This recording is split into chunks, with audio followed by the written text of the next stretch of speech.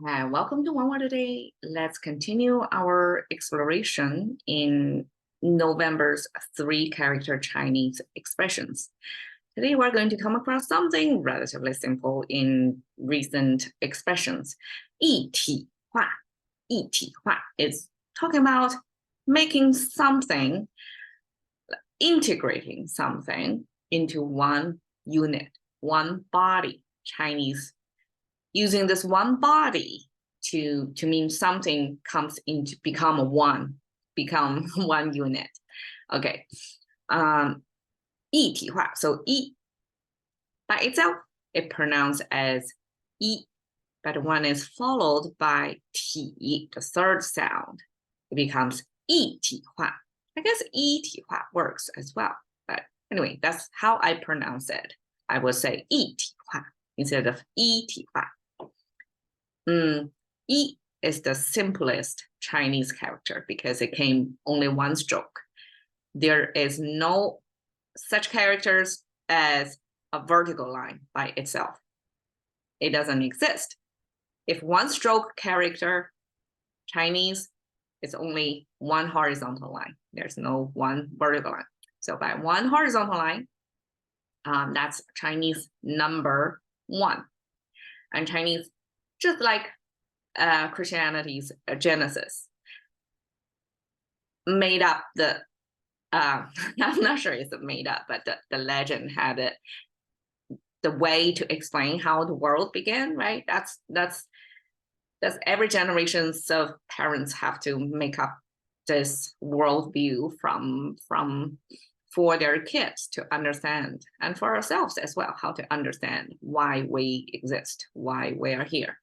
And this genesis of different versions between cultures have to be there, right? So Chinese version is this one. The world comes from the single one. And this one was thought to be the sky. I mean, the sky is a little bit super simplification. But one means kind of, we came from this outer space. And then when it comes to 2, when there's a second line on the character, that is the ground, the earth. So first is this space, this universe, that's one single line. And then the second horizontal line, which is Chinese number 2, then comes our earth. And then there's a third line drawn in the middle. That's between heaven and earth, human. So that's the basic storyline and the sequence and how we view ourselves position. Like we have to first have a space and then have our planet, and then we exist on top of here. Okay, so this is one. This is a beginning of things. This is the space, so to speak. Okay, 体. It's a lot more complicated, okay, compared with this most simple Chinese character. 体 is made of the structure of the body and the concept of what body is to us, the meaning of the body. Okay, so body's anatomy, like a super simplification by this structure on the left. This is Chinese 骨, means the bone. And to describe the bone, Chinese has to use the muscle on top of the bone. So sometimes in depiction of our physical world, especially now we're depicting something on our body, Chinese go about it indirectly. Because if you just draw a line for a bone, like who would know? The bone have to exist in the context of it's next to the muscle, and it has the joint. So by feeling the major surroundings or the environment or the context of where the bone exists, then we have no mistake to see by this abstraction that actually it means the bone. It's not just one line. Like I said, if we draw a vertical line, like how can you tell what that is, right? So this bone character is made of this muscle character. So this kind of elongated because it's a squished, but if it's in a full frame, it will be less narrow. It will be more fuller spelled out. This is kind of like a question mark sign with 2 side streaks in it. So this kind of slanted strokes gives you the texture of the muscle. And then this is the shape, the contour of the muscle. This is the texture. So that's the two attributes of how a muscle looks like, and capture super simplification in this 2D format, right? And then the top of it here and here means the joint of the bone. So again, this is a super simplification. I guess ancient times people view human bones in a certain way, that there are different kind of joints. So here is depicting kind of like a joint situation. So here is one bone, and then next to it is a joint that's connected with it somehow, right? With tendons and all that. So this is kind of give you a visual sense of that. And with this kind of context of where the bone exists and how it's connected with other bones, that's our Chinese depiction of bone. So this is the anatomy of the body, right? Made of muscles and bones, essentially. For the most part, I mean, there are more important things not spelled out over here. This is super abstraction. And then the right side, to me, understanding is that's how Chinese view what our body is. It's basically a vessel. So the vessel is made in this shape. This is container, side view container. And then the, I guess, 3 horizontal lines with the 2 vertical lines crisscross, depicting the crops or harvest put in a container. And this is kind of for like offering to the god or whoever is in charge of giving us nice weather. You know, when we need the rain comes. When we need the sun comes. In Chinese, we call it 风调雨顺, like give us the exact right weather conditions so that we can harvest, we can continue this. And this is like this current year's harvest, the best crop offering in this container. So this is kind of sacrifice or the offering or the gratitude, the gesture of a gratitude to, you know, the natural, the nature divinity that's not seen, but definitely isn't out of control. Is this weather condition that we're praying for better next year. And then the bottom is a stand. It could be viewed as a stand with a kind of a pot, and the pot with the lid. So it's a kind of a cooking vessel as well, because food, the harvest is essentially going to be cooked. That's the food processing. And then it can also view as a stand for on which the container of offering of harvest is put on.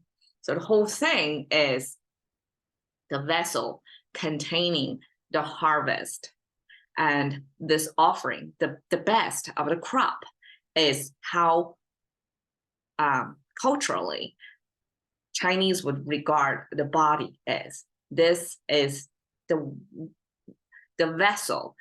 Either the cooking gear is the vessel, right? It's food processing, or the container is a storage. But both of them are vessels of our body. And our body, our physical existence is like the crops, the best offerings of, you know, to God.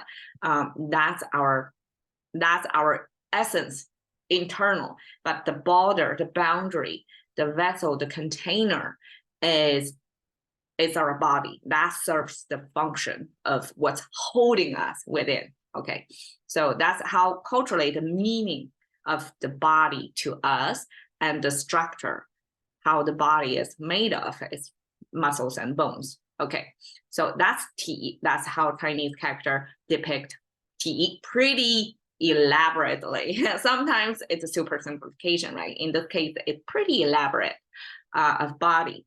One body. Transform means transform something into one body. And that's Chinese way to say integrate, to merge, to combine. Okay, that's 一体化. So 化, again, is human figure, side view. We have the arm here and the leg side, because it's side view, only see one arm, one leg. And then this is the torso, the head. You can see the left side is this side view human figure, but the right side looks like a human figure, but it's facing upside down. It's rotated and it's flipped. So this is a Chinese way to express human people changed. And most likely it's changed over time, because we cannot be two of us at the same time, right? So we are A, and over time we become B. And this changing over time is captured in the 2D frame by rotating and flipping and contrasting of A and B, essentially structurally the same, but it's reoriented. It becomes something else as well. So there is this both connection, this sameness, and also this disconnection, this difference between the two. So that's it's quite, I guess, a kind of philosophical way of view. Us humans, we have this development, this trajectory of we are essentially us in some sense, right? But we are different person every year, and over time we grow into somebody else.